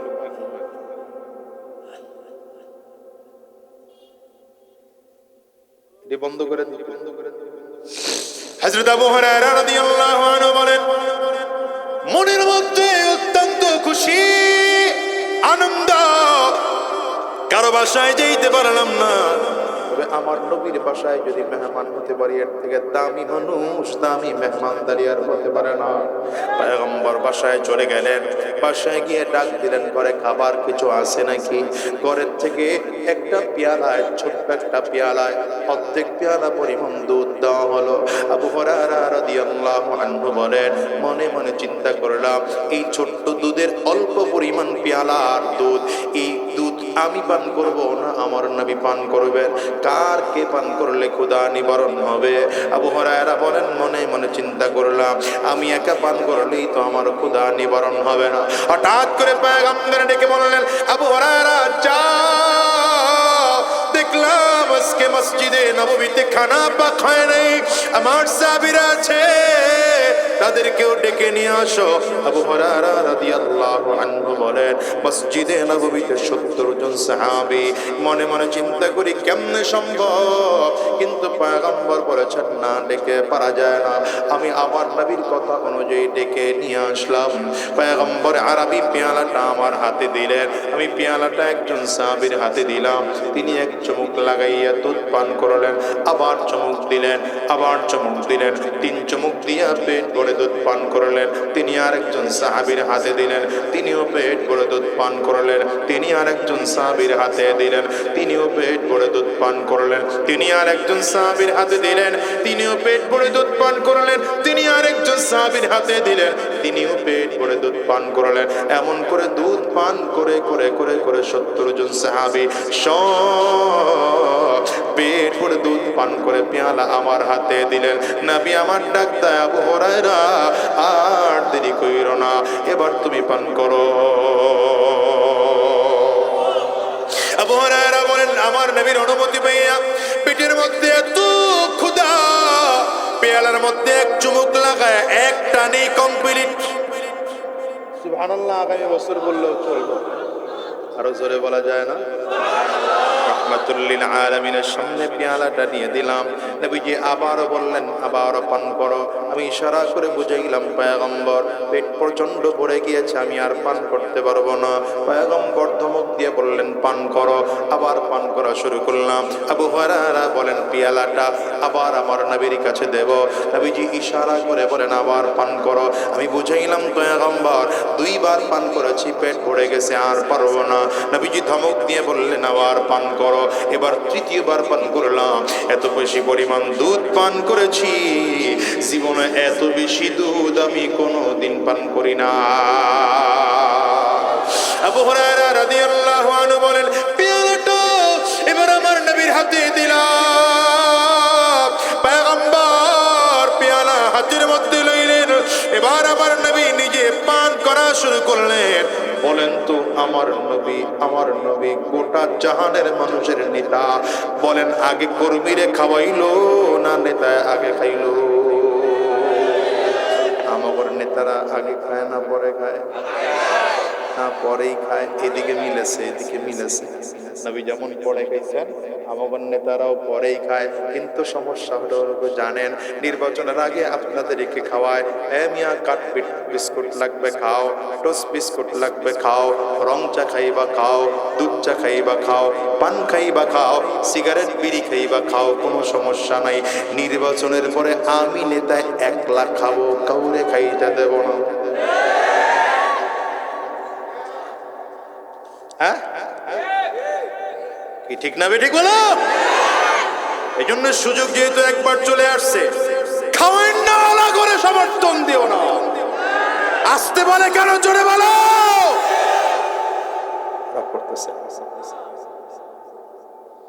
আবু হুরায়রা রাদিয়াল্লাহু আনহু বলেন, পেয়ালাটা এবার পর্দা সরায়া রাহমাতুল লিল আলামিন ভেতরে দিয়ে দিলেন। আমি তাকায় তাকায় দেখলাম, পর্দার ভেতর থেকে যখন পেয়ালাটা আনা হয়েছিল, যেই পরিমাণ দুধ পেয়ালার মধ্যে ছিল, মাঝখানে 70 জন সাহাবী পান করেছে, আমি আবু হুরায়রা পান করেছি। আমার নবী সবাই পেট ভরে দুধ পান করলাম। আমার কাছে মনে হলো একটা ফোঁটা দুধ পেয়ালা থেকে কমে না। ওয়ালাউ আন্না আহলাল কুরা আমানু ওয়াত্তাকাউ লাফাতাহনা আলাইহিম বারাকাতিম মিনাস সামাই ওয়াল আরদ। আমি বরকত হয়ে গেল। আল্লাহ বলেন, এখনো আমি আল্লাহ তাআলা সেই বরকত দিতে পারি, তবে তোমাদেরকে 2টা গুণে গুণান্বিত হতে হবে। 1 নম্বর তাকওয়া অর্জন করতে হবে, 1 নম্বর ঈমান আনতে হবে, 2 নম্বর তাকওয়া অর্জন করতে হবে। 2 গুণে যদি গুণান্বিত হতে পারো, আল্লাহ বলেন, আসমান ও জমিনের সব বরকতের দরজা আমি আল্লাহ খুলে দিতে তৈয়ার। 7 বছরের সাহাবী আব্দুল্লাহ ইবনে আব্বাসের কথা বলতে চাইছিলাম, মনে আছে না? ভুলে গেছেন? এখানে আছে 7 বছরের কোনো বাচ্চা আছে? কই কই দেখি একজন দাঁড়াও না, 7 বছরের, 7 বছর আয় সামনে দেখে দিয়ে যাই বাবু, আয়ো আয়ো আয়ো। এই মাদ্রাসার ছাত্র নাকি? আরেক মাদ্রাসার, আসো উপরে উঠান ধরে। হ্যাঁ, এই বাচ্চাটারে দেখলে অনেক বড় মনে হয় না? কথা বলে, ওইদিকে তাকাও, অনেক বড় মনে হয়? রাষ্ট্র চালাইতে পারবে না মোটামুটি? কথা বলে, হ্যাঁ, প্রধানমন্ত্রীর দায়িত্ব দিলে পারবে না? লোকগুলো বুঝেই না কি বুঝাইতে চাইছে, তাই পারবে? পারবে? পারবে না মিয়া, কি দুনিয়ার কিছু ওয়াজের। এই যে ছোট বাচ্চা দাঁড় করাইলাম, এই বাচ্চাটার দায়িত্ব দিলে পারবে করতে? সেই বুঝ তার হইছে, বয়স কম, বুঝ কম। এই কথা বল না কেন? কিন্তু বসো, কিন্তু আমি যদি বলি এমন ছোট এক বাচ্চা আব্দুল্লাহ ইবনে আব্বাস রাদিয়াল্লাহু আনহু এই বয়সে নবীর কাছ থেকে দ্বীন শিখে, ইলম শিখে রাইসুল মুফাসসিরিন হয়েছেন। বুঝেন নেই? সুবহানাল্লাহ কইবেন। রাইসুল মুফাসসিরিন কাকে বলে? সাহাবায়ে কেরামদের মধ্যে সবথেকে বড় মুফাসসির ছিলেন হযরত আব্দুল্লাহ ইবনে আব্বাস রাদিয়াল্লাহু আনহু। আমরা তাফসীর করি না, আমাদের অনেকে মুফাসসির লেখে, আমি বলি না না, আমরা নাকিলুত তাফাসির, বড়রা তাফসীর লিখছে, আমরা নকল করে করে বলি। তো এই সকল তাফসীরের মূল যিনি, তিনি আব্দুল্লাহ ইবনে আব্বাস রাদিয়াল্লাহু আনহু। অথচ বয়স কত ছিলেন জানেন?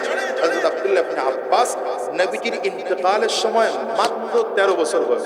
এই মাত্র 13 বছরের এক বাচ্চা রাইসুল মুফাসসিরিন হয়েছেন। কিন্তু তারপর যখন মাত্র 7 তখন দ্বীন শিখার কত আগ্রহ ছিল, এই কথাটা বলার জন্য এতদূর আনলাম।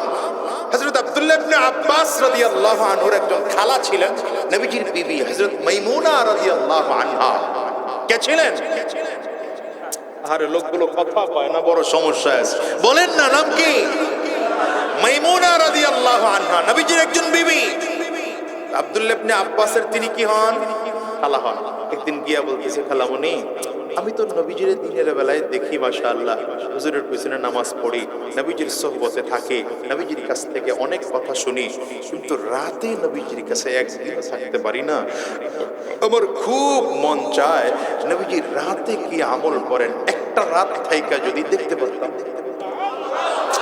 না না, হইল না, সুবহানাল্লাহ, হইল না। এটা গাড়ি ভাড়াই পোষায় নাই, সুবহানাল্লাহ। আর জোরে বলেন। কেমন মানুষ বলেন তো? এই ছাত্র জন্য ডেকে আনছি, এই জন্য ডেকে আনছি যেন দেখলে অনুভূতি হয়। এই 7 বছরের এমনই তো বাচ্চা, কি বুঝ হয়েছে তার মধ্যে? অথচ এই মানুষটা রাতের বেলায় নবীজি কি আমল করে এটা দেখার জন্য অস্থির। হযরত মাইমুনা কয়, ঠিক আছে, আমি তো আসলে নবীজিকে সব দিন পাই না, 8 দিন পরে একদিন ভাগে পাই, কারণ 9 জন নবীর একজন, তো 8 দিন পরে একদিন পাই। যেদিন নবীজি আমার কাছে আসবে তরে আগে জানায় দেব, চলে আসিস। তো প্রতিদিন ফজর করে গিয়া গিয়া ঘরে ঢুইকা ডাক দেয়, খালামণি আজকে নি। সুবহানাল্লাহ, জোরে বলেন। আজকে নি। সাউন্ড আরো বাড়ায় রেখেন ভাই, সাউন্ড কমায় না, হ্যাঁ কিপটামি করে আমি বাড়ায় রাখেন। তো দান ছিলেন তো আজকে নেই, না না আজকে না, আগামী আবার পরের দিন, আজকে না। একদিন হযরত মাইমুনা সে নিজেই নামাজ পড়ে ডাকছে, এই আব্দুল্লাহ ইবনে আব্বাস, যদি নবীর সাথে রাত কাটাই আজকে আইসা পড়িস। জোরে বলেন না, জোরে বলেন না। নবী আলাইহিস সালাম বলেন, তো আব্দুল্লাহ ইবনে আব্বাস এত বেচ্চি মানুষ, নবী যদি ঈশার নামাজ পড়ে বাসায় গিয়া ঢুইকা দেখে মেহমান ছোট একজন আগেই ঘরে এসে হাজির হয়ে গেছে। এবার আব্দুল্লাহ ইবনে আব্বাস বলেন, কেন গেছেন? বলেন কেন গেছেন? বলেন না, কি কেন গেছেন? রাতে নবী কি আমল করে ওটা দেখার জন্য। আপনার কাছে কি কোনোদিন মনে হয়েছে আরে আমাদের চট্টগ্রামের এত বড় আলেম মুফতি কিফায়াতুল্লাহ শফিক সাহেব দামাত বরকাতুহু বাংলাদেশের কত জায়গায় জায়গায় সফরে যায়, একদিন গিয়ে হুজুরকে বলবো, হুজুর আপনার খেদমতে একটা দিন থাকতে চাই, অথবা আপনার সফরে একদিন থাকতে চাই। কেন যাব? মনে মনে নিয়ত থাকবে এটা, হুজুর ওই সারাটা দিন কি আমল করে আমলটা শিখবো, এমন কোনো দিন তো আপনাদের মনে হয় নাই। কিন্তু ছোট্ট বাচ্চা আব্দুল্লাহ ইবনে আব্বাসের মনে হলো আমার নবীর রাত কেমন করে কাটায়, রাতে কি কি আমল করে তো আমি সেটা দেখবো। এখন আব্দুল্লাহ ইবনে আব্বাস বলেন, নবীজির ঘরে চলে গেলাম, পয়গম্বরের ঘরে গিয়া এশার নামাজ শেষ করে নবীজি ঘুমাবেন। কিন্তু কেমনে ঘুমাবেন আমার নবী? বলে আমার নবীর ঘরে মানুষ আমরা তিনজন, একজন হলেন পয়গম্বর, আরেকজন হলেন নবীজির বিবি হযরত মাইমুনা রাদিয়াল্লাহু আনহা, আর এখন নতুন মেহমান এসেছে 7 বছরের বাচ্চা হযরত আব্দুল্লাহ ইবনে আব্বাস রাদিয়াল্লাহু আনহু। বুঝ কত চমৎকার দেখেন না। আব্দুল্লাহ ইবনে আব্বাস বলেন নবীজির ঘরে বালিশ তো মাত্র একটা, চিন্তায় পড়ে গেলাম একটা বালিশের মধ্যে তিনজন কেমন করে ঘুমাবো। বাবা এই বালিশটা কেমন জানো? এটা শিমুল তুলার বালিশ নয়, গার্মেন্টসের তুলার বালিশ নয়, না না, এই বালিশটা কি দিয়ে বানানো জানো? এই বালিশটা খেজুর গাছের ডালাগুলোরে পিটা পিটা ছোপড়া বানানো হয়েছে, ওটারে উটের চামড়া দিয়ে সেগুলোর ভেতরে ঢুকায় সেলাই করে বালিশ বানানো হয়েছে। এই একটা বালিশ পয়গম্বরের দু জাহানের ঘরে।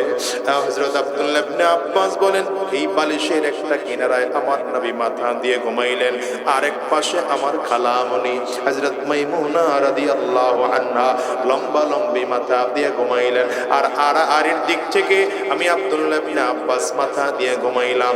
কেন গেলাম? মনে মনে চিন্তা আমার নবীর আমল দেখবো। তাইলে শুরুতেই দেখবো আমার নবী কেমনে ঘুমায়। সুবহানাল্লাহ, কেমনে ঘুমায় পয়গম্বর, তো এখন দেখবো। তো তাকায় দেখে দেখি নবীজি ঘুমাইলেন তো ডান কাঁধে ঘুমাইলেন, নবীজি নিজের ডান হাতটাকে গালের নিচে ঢুকায় ঘুমাইতেছেন। মনে মনে ভাবলাম হ্যাঁ রে, ঘুমাইলে তো এই পদ্ধতিতেই ঘুমাইতে হবে। আব্দুল্লাহ ইবনে আব্বাস বলেন শিখলাম নবীজির ঘুমটা যেমন এমন করে ঘুমানো সুন্নাহ। এখন আব্দুল্লাহ ইবনে আব্বাস বলেন ওযু করে ঘুমানো সুন্নাহ, পবিত্র বিছানায় ঘুমানো সুন্নাহ, ডান কাঁধে ঘুমানো সুন্নাহ, দোয়া পড়ে ঘুমানো সুন্নাহ, দোয়া পড়ার পরে যতক্ষণ সজাগ থাকো তাসবিহ পড়তে পড়তে ঘুমানো, এটা নবীজির সুন্নাহ। শিখতে গেছেন, নিজেও শিখছেন, জাতিকেও শিখাইছেন। হযরত আব্দুল্লাহ ইবনে আব্বাস বলেন নবীজি লম্বা সময় একটা ঘুম দিলেন। লম্বা সময় ঘুম দেওয়ার পর পয়গম্বর ঘুম থেকে উঠলেন। ঘুম থেকে ওইটা আরো খেয়াল করেন, এবার খুব মনোযোগী হবেন। আব্দুল্লাহ ইবনে আব্বাস বলেন নবীজি ঘুম থেকে উঠে এবার নিজের হাত দিয়া চেহারাটা মুছে ঘুমের আঁচড় সরিয়েছে। নবীজি নিজের হাত দিয়ে চেহারা মুছে মুছে ঘুমের আঁচড় সরিয়েছে। শুধু ঘুমের আঁচড় সরাইয়াই শেষ নয়, বরঞ্চ পয়গম্বর ঘুম থেকে উঠার দোয়া পড়েছেন। এরপরে নবীজি কোরআনের আয়াতে কারিমা তিলাওয়াত করেছেন। আব্দুল্লাহ ইবনে আব্বাস বলেন শিখলাম ঘুম থেকে ওঠার পরে নিজের হাত দিয়ে চেহারা মুছে ঘুমের আসার সরানো, এটা হলো সুন্নাহ। দোয়া পড়া সুন্নাহ শিখলাম। যদি পবিত্র থাকো তাইলে কোরআনের আয়াত পড়া, এটা হলো সুন্নাহ। আপনাদেরকে প্রশ্ন করি, ভালো করে বুঝে উত্তর দিবেন।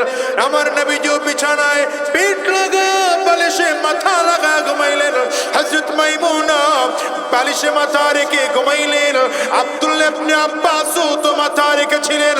সেইলা নবীজি ঘুম থেকে উঠে যে নিজের হাত দিয়ে চেহারা মুছলেন, দেখলেন কেমনে আব্দুল্লাহ। তার মানে বোঝা গেল আব্দুল্লাহ ইবনে আব্বাস বালিশের সাথে মাথা ঠিকই লাগিয়েছেন, কিন্তু সারাটা রাত আব্দুল্লাহ ইবনে আব্বাস ঘুমায় না। এই জন্য ডেকে এনেছি এই ছোট বাচ্চাটারে। কি শিখেছো তুমি বলো? এই যুবক, তোমার দিনটা ইসলামের জন্য খরচ কি করতে পেরেছো বলো? তোমার দিলটা তো ইসলামের জন্য রেডি করতে পারো নাই, দিন শিখার জন্য একটা ঘন্টাও দৈনিক তুমি বের করতে পারো নাই। অথচ আব্দুল্লাহ ইবনে আব্বাসের মতো ছোট মানুষ দিন শিখার জন্য পাগল পারা হয়ে গেলেন। হযরত আব্দুল্লাহ ইবনে আব্বাস বলেন, এরপরে আমার নবী ঘর থেকে বের হলেন, ওযু করলেন। আমি দাঁড়ায়া দাঁড়ায়া পয়গম্বর আরবীর চমৎকার ওযুটা দেখলাম। ওযু শেষ করে এসে নবীজি তাহাজ্জুদের নামাজ পড়ার জন্য যায় নামাজে দাঁড়ায় গেলেন। আব্দুল্লাহ ইবনে আব্বাস বলেন, আমিও নবীজির সাথে নামাজ পড়ার জন্য পয়গম্বরের বাম পাশে দাঁড়াইলাম। আপনাদের কাছে প্রশ্ন করি, পজিশনে উত্তর দিবেন। ইমামের পেছনে যদি মুসল্লি একজন হয়, তাইলে ইমামের বামে দাঁড়ায় না ডান পাশে দাঁড়ায়? হযরত আব্দুল্লাহ ইবনে আব্বাস বলেন, দাঁড়াইছি বাম পাশে, কিন্তু আমার নবী হাত দিয়া কান ধরে টান দিয়ে আমার পেছন দিক থেকে ঘোরায়া আদর করে আমার ডান পাশে এনে দাঁড় করায় দিলেন। বুঝলাম, ইমামের পেছনে যদি মুসল্লি একজন হয়, বাম পাশে দাঁড়াতে হয় না, ডান পাশে দাঁড়াতে হয়। হযরত আব্দুল্লাহ ইবনে আব্বাস বলেন, ফাসাল্লা রাকাতাইন সুম্মা সাল্লা রাকাতাইন সুম্মা সাল্লা রাকাতাইন সুম্মা সাল্লা রাকাতাইন সুম্মা সাল্লা রাকাতাইন সুম্মা সাল্লা রাকাতাইন সুম্মা আওতারা। হযরত আব্দুল্লাহ ইবনে আব্বাস বলেন, পয়গম্বর এবার 2 রাকাত নামাজ পড়লেন, আমিও নামাজ পড়লাম। আবার 2 রাকাত পড়লেন, আবার 2 রাকাত পড়লেন, আবার 2 রাকাত পড়লেন, আবার 2 রাকাত পড়লেন, আবার 2 রাকাত পড়লেন। পড়ার সাথে সাথে আর 1 রাকাত মিলাইয়া টোটাল 13 রাকাত বিতির সহ নামাজ আদায় করলেন। এখন নবীজির নামাজ কত লম্বা এই বর্ণনা আব্দুল্লাহ ইবনে আব্বাস দিলেন। বলে, মাঝে মাঝে দেখলাম এই নামাজের ফাঁকে ফাঁকে ফাঁকে ফাঁকে এমন কিছু সময় এত লম্বা তিলাওয়াত করতেন, তিলাওয়াত শুনে মনে হতো আমার নবী বুঝি আর কোনোদিন রুকু আর সাজদা করবেন না, এত লম্বা তিলাওয়াত আমার নবীর। আবার কখনো কখনো এত লম্বা রুকু দেখলে মনে হয় আমার নবী বুঝি আর কোনোদিন রুকু থেকে দাঁড়াবেন না। আবার কখনো আমার নবী এত লম্বা সাজদা করতেন, জানান্তু আন্নাহু ক্বাদ কুবিজা, মনে মনে চিন্তা করে ফেললাম বুঝি আমার নবী জমিন থেকে বিদায় হয়ে গিয়েছেন। আম্মা জান আয়েশা সিদ্দিকা রাদিয়াল্লাহু আনহা থেকে এমন একটা বর্ণনা আছে, আম্মা জান বলেন, আমার কাছে মনে হতো আমার নবী যখন নামাজের মধ্যে দাঁড়ায় যাইতেন, এত লম্বা সাজদার কারণে আমি মনে মনে ভাবলাম জানান্তু আন্নাহু ক্বাদ কুবিজা, মনে হয় পয়গম্বর জমিন থেকে বিদায় হয়ে গিয়েছেন। আমি আমার নবীকে দুনিয়ায় আছেন কিনা দেখার জন্য পায়ের মধ্যে গিয়ে হালকা করে একটু চিমটি কেটে আঘাত করলাম। আমার নবী পাটা সরাইলেন। বুঝলাম রহমতের নবী এখনো জীবিত আছেন। আব্দুল্লাহ ইবনে আব্বাস বলেন, আমার নবীর এই লম্বা লম্বা নামাজ আমি শিখলাম। ও দুনিয়ার মুসলমানেরা, আমিও তোমাদেরকে বলে যাই, শোনো, মাত্র 7 বছরের বাচ্চা আব্দুল্লাহ ইবনে আব্বাস রাদিয়াল্লাহু আনহুর দ্বীন শিখার জন্য যদি এত আগ্রহ থাকতে পারে, বলো তোমার আমার দ্বীন শিখার জন্য আগ্রহটা কোথায় গেল? তোমার আমার আজকে বয়স হয়ে গেল 70 বছর, 80 বছর, 90 বছর বয়স হয়ে গেল, কবরে চলে গেল, এখন পর্যন্ত তোমার আমার নামাজ শুদ্ধ হয় না, তাসবিহ শুদ্ধ হয় না, সানা শুদ্ধ হয় না, সাজদার তাসবিহ শুদ্ধ হয় না, সুবহান রাব্বিয়াল আ'লা শুদ্ধ করে পড়তে জানি না, তাশাহুদ শুদ্ধ করে পড়তে জানি না, দুরূদ শরীফ শুদ্ধ করে পড়তে জানি না, দোয়ায়ে সূরা পড়তে জানি না, আরে দোয়ায়ে কুনুত আমরা পড়তে জানি না। আফসোস, কেমন মুসলমান তুমি বলো, দ্বীন সম্পর্কে তোমার এখনো ধারণা নাই। এই জন্যই শুরুতে বলেছি, সত্যিকার মানুষ যদি হতে হয় দ্বীনি শিক্ষা অর্জন করতে হয়। হ্যাঁ দুনিয়ার মানুষ, বলো কয়দিনে জমিনে বাঁচবা? আজ দুনিয়া আছি, আগামীকালে জমিনে থাকবো, এমন কোনো গ্যারান্টি নাই রে বাবা। এই দুনিয়া আসার সিরিয়াল আছে, সবার যাওয়ার কিন্তু কোনো সিরিয়াল নাই। আমি প্রায় বলি, এই দুনিয়া আসার সময় আগে দাদা আসে, তারপরে বাবা আসে, তারপরে সন্তান আসে। যাওয়ার সময় এমন হয় দাদা দুনিয়া থাকে, নাতি জমিন থেকে বিদায় হয়, বাবা দুনিয়া থাকে, সন্তান জমিন থেকে বিদায় হয়। এ মুসলমান, আপনার আমার ক্ষেত্রেও এমন হতে পারে কি পারে না? একটু চিল্লায় আওয়াজ করে জোরে বলে। আজকের এই মাহফিলটা জীবনের শেষ মাহফিল কারো হতে পারে, আজকের এই রাত কারো জীবনের শেষ রাত হতে পারে, আজকের এই মোনাজাত কারো জিন্দেগির শেষ মোনাজাত হতে পারে। অনুরোধ করে গেলাম, বাবা সত্যিকার যদি মানুষ হতে চাও, দ্বীনি শিক্ষা গ্রহণ করো, যদি পারো তাইলে নিজে আলেম হও, যদি নিজে আলেম হতে না পারো, সন্তানকে মাদ্রাসায় ভর্তি করায়া সন্তানটারে আলেম বানাও। আর তোমার বয়স মাদ্রাসায় পড়ার মতো নাই, তো জামাত তাবলীগের হক মেহনতের সাথে জুড়ে যাও। তাও যদি না পারো, আলেম খুঁজে খুঁজে খুঁজে খুঁজে তার সোহবতে থেকে থেকে দ্বীন শিখো। তাও যদি না পারো, হাক্কানি উলামায়ে কেরামদের হাতে হাত দিয়া নিজের জীবনটাকে পাক আর সাফ বানাও। তাও যদি না পারো, এমন মাহফিলগুলোতে বৈশা দিলটা নরম করে ফেলো, আর মালিকরে বলো, আল্লাহ আমি গোটাটা জিন্দেগি তো জাহান্নামের আসামি হিসেবে জীবন কাটাইলাম, আমার জীবনে কোনো তো আমার জীবনে নেক নাই, আমার জীবনে শুধু গুনাহ আর গুনাহ, গুনাহ আর গুনাহ।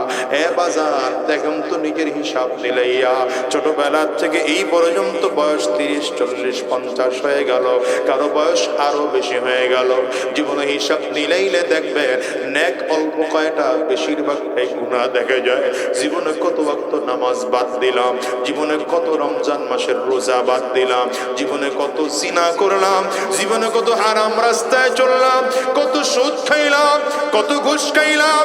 এসব আমল নিয়া কিয়ামতের ময়দানে আল্লাহর আদালতে যদি দাঁড়াও, কিয়ামতের ময়দানে রব যদি তোমাকে আমাকে ডাক দেয়, বললাম রে এত অন্যায় দুনিয়া তোরে পাঠাইছিলা, তোর দিলটাকে সাফ করে পাঠাইছিলা, আজকে তোর আমল নামায় এত কেন গুনাহ, তোর আমল নামায় এত কেন গুনাহ? যেই দিন সব নবীরা কিয়ামতের ময়দানে থাকবে, সকল ফেরেশতারা কিয়ামতের ময়দানে থাকবে, সকল ইমানদারেরা কিয়ামতের ময়দানে থাকবে, বলো তো সেই আদালতে দাঁড়াইয়া কেমনে জবাব দিবা? জবাব দেওয়ার সুযোগ না, হিসাব দিলে যাও। দুনিয়ার মুসলমানেরা বলে দিয়ে গেলাম, এই দুনিয়ায় কয়দিন থাকবা বলো?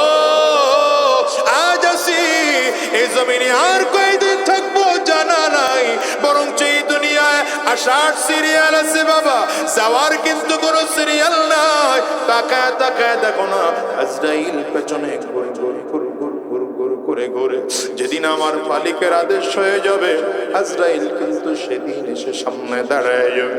গুনাহগারের সামনে যখন আজরাইল দাঁড়াবে, গুনাহগার তাকায় তাকায় দেখবে মাথাটা 7 আসমানের উপরে দেখা যায়, পা 2টা জমিনে দেখা যায়, এক একটা হাত পৃথিবীর পূর্ব প্রান্তে, আর একটা হাত পৃথিবীর পশ্চিম প্রান্তে। প্রত্যেকটা চোখ থেকে মনে হয় যেন আগুনের ফুলকি বের হয়, উহুদ পাহাড়ের চেয়ে বড়। প্রত্যেকটা পশমের গুঁড়ো থেকে মনে হয় যেন আগুনের ফুলকি বের হয়। এই দুনিয়ার মুসলমান, হিসাব দিলে দেখো, এই দুনিয়ায় কেউ থাকতে পারে নাই, তুমি আর আমিও এই জমিনে থাকতে পারবো না।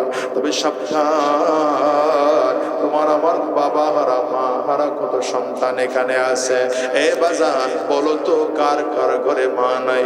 একটু হাত 2টা একটু উঁচা করে দেখাও না। কার কার ঘরে বাবা নাই? হাত 2টা তোমরা একটু উঁচা করে দেখাও, হাতগুলো তুলে রাখো। মাহারা মানুষগুলোর চেহারাটা আমার যুবকরা তাকায় তাকায় দেখো। যুবকরে, এই মানুষগুলোর চেহারার দিকে একটু তাকায় দেখো না। যেই মানুষগুলো হাত তুলেছে, এদের কারো ঘরে মা নাই, কারো ঘরে বাবা নাই। হয়তো তোমরা বাসায় গিয়া দরজার মধ্যে টোকা লাগাইবা, মা তোমার দরজা খুলবে। এই মানুষগুলো যখন বাসায় গিয়া দরজার মধ্যে টোকা লাগাবে, মা তাদের দরজা খুলবে না। দরজার মধ্যে টোকা লাগাইলে বাবা মিষ্টি হাসি দিয়া সামনে দাঁড়াবে না। যুবক, আজকে আজকের যে মানুষগুলো মা হারিয়েছেন, বাবা হারিয়েছেন, তাদের চেহারার দিকে তাকাও, চক্ষু দুইটা লাল হয়ে গেছে, কারো চোখের কোটায় পানি।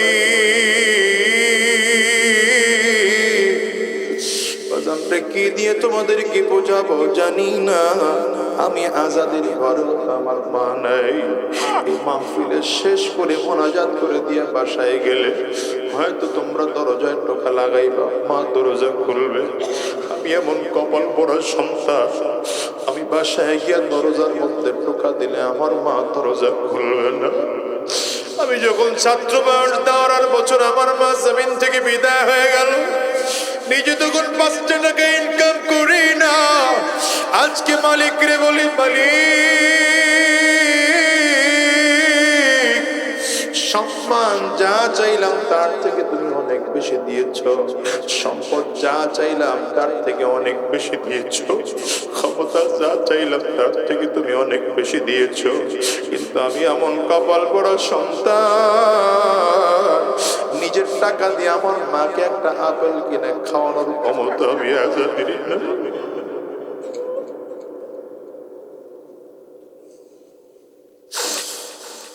রেখে দিয়ে তোমাদেরকে বোঝাবো জানি না। এই জন্য অনুরোধ করে যাই বাজান, যার ঘরে মা আছে, যার ঘরে বাবা আছে, আব্বা আম্মার খেদমত করো। পয়গম্বর বলেন হুমা জান্নাতুকা ওয়া হুমা নারু। যার ঘরে আব্বা আম্মা আছে তো তোমার ঘরে জান্নাত আছে। হ্যাঁ হ্যাঁ, পয়গম্বর বলেন রিজার রব্বি রিজাল ওয়ালিদাইন। আরে আব্বা আম্মা খুশি তো আমার আল্লাহ তাআলাও খুশি। মা আর বাবাকে খুশি করো, তাইলে আমার আল্লাহ তাআলাও খুশি হয়ে যাবে। অনুরোধ করে যাই রে বাজার, এই মা আর বাবা যাদের কবরে চলে গেল, তেমন করে তোমাকে আমাকেও কবরে যাওয়া লাগবে। সাবধান, গুনাহগার হয়ে কবর যাওয়া যাবে না, বেঈমান হয়ে কবরে যাওয়া যাবে না, জাহান্নামের আসামি হয়ে কবরে যাওয়া যাবে না। এই জন্য অনুরোধ করি, যদি পারো আলেমদের কাছে আসো, এদের কাছে এসে মাথা নিচু করে বসে যাও আর হাত লাগায় বলো, হুজুর জীবনে কত গুনাহ করেছি, আর হারাম রাস্তায় চলবো না, আর শয়তানি রাস্তায় চলবো না, আর গুনাহের পথে চলবো না, হারাম রাস্তায় কদম বাড়াবো না, এক ওয়াক্ত নামাজ আর ছাড়বো না। কথাগুলোর উপরে ওয়াদা করতে পারো কারা কারা? 2টা হাত উঁচা করে আল্লাহকে দেখাও, আওয়াজ দিয়ে চিৎকার করে জোরে ডাক দাও না আল্লাহ। আরো জোরে জবান করে চিৎকার করে আওয়াজ দিয়া বলো না আল্লাহ। চোখে যদি পানি না আসে, কান্নার বাঁধ ধরে ডাকো, চিল্লা আমার মালিক রে জোরে ডাক দাও না আল্লাহ। দয়ার মালিক,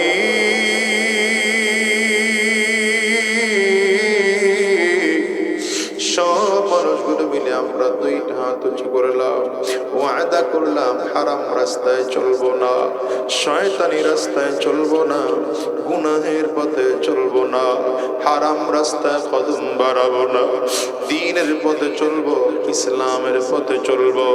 আল্লাহ তুমি কবুল করে না, চিল্লায় বলো